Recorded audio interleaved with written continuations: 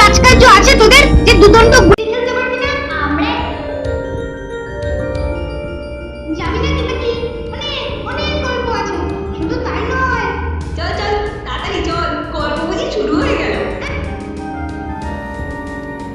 দাদু দাদু শুরু করো দাদু। আচ্ছা শোন, আমি আনন্দে নাচতে নাচতে খাই দাই বলছিলাম এইভাবেই বেশ আনন্দ থেকে আছে।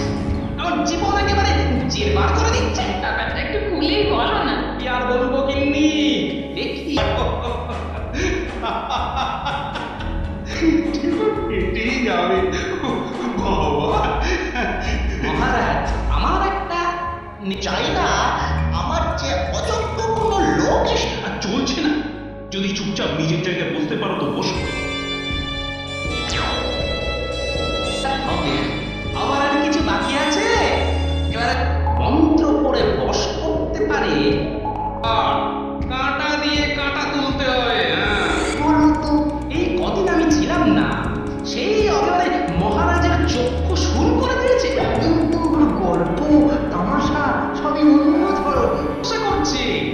না না, ওসব বুঝলুকি গল্প বলে এখান থেকে কিছুতেই আমরা চলে যেতে দেব না। তো করাতেই হবে। হ্যাঁ গোপাল, তুমি প্রথমে কাল থেকে ভগবানের রাজসভায়, তারপর তারপর ওই তারপর বাকি কাজ পেটের মধ্যে ঢুকিয়ে দেব। যা পেরেছি, তোর আজ বেশি ঘুষ দেবার